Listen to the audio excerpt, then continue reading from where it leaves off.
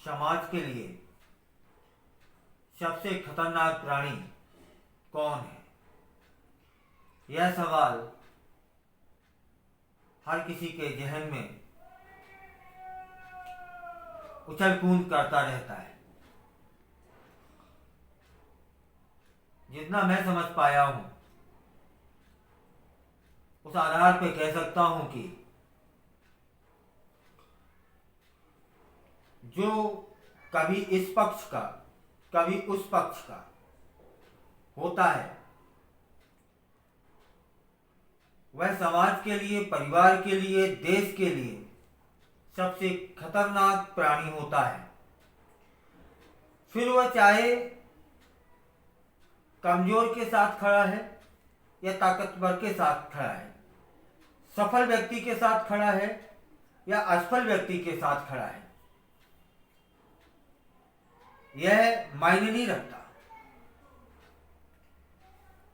कहने का मतलब है, एक व्यक्ति की भूमिका होती है कि वह कभी सफल के साथ खड़ा हो जाता है और वहां से हटके असफल के साथ खड़ा हो जाता है।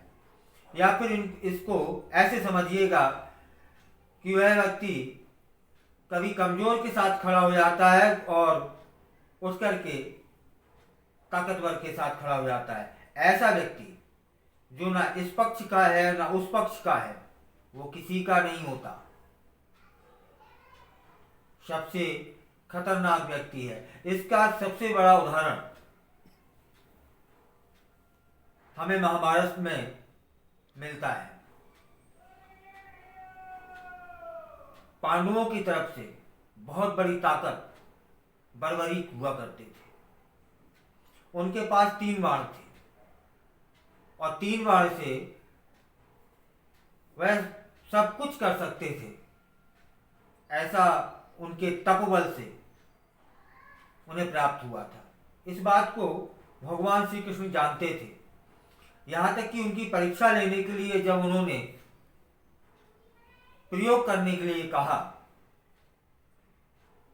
उस दौरान एक पत्ता भगवान श्री कृष्ण ने अपने पैरों के नीचे दबा लिया और बलवीर से कहा कि अब आप प्रयोग करिए, और बाण आकर के उनके पैरों के पास आके रुक जाता है। तब बलवीर कहते हैं कि प्रभु पैर हटा लीजिए, अन्यथा यह बाण आपके पैरों को छेद देगा। कितनी ताकत थी इस बाण में, और ये शक्तियां यूं ही तो न मिल जाएंगी। कितनी तपस्या की होगी महाराज बर्बरीक ने। तब भगवान श्री कृष्ण ने समझ लिया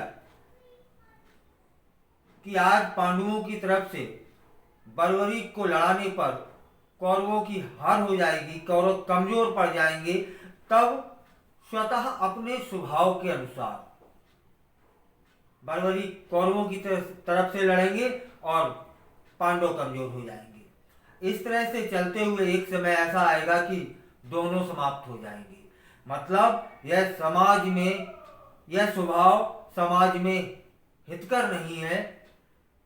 तब उन्होंने बर्बरीक से शीश दान करने को कहा, अर्थात उन्हें मारा नहीं जा सकता था। स्वतः उन्होंने अपना शीश दान कर दिया और एक दर्शक की भूमिका अदा की। उन्हीं पांडवों में से किसी ने भगवान श्री कृष्ण से पूछा कि आपने ऐसा क्यों किया। तब उन्होंने कहा कि जो इंसान किसी एक पक्ष का नहीं रहता, वह समाज के लिए सबसे ज्यादा खतरा उत्पन्न करता है।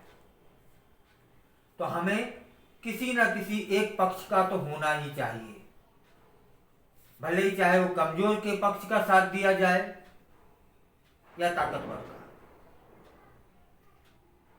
कईयों महायोद्धा, महातपस्वी कौरवों की तरफ से लड़ रहे थे। भीष्म पितामह हो, कर्ण हो, ये सब जानते थे कि हम गलत का साथ दे रहे हैं, लेकिन वो लोग भी एक पक्ष में थे, कभी इस पक्ष का कभी उस पक्ष का नहीं करते थे। अर्थात एक पक्ष का होना ही समाज के लिए हितकर है। इस पक्ष का होना उस पक्ष का हो जाना, या तो लुढ़कन लोटा जैसी स्थिति हो गई भाई।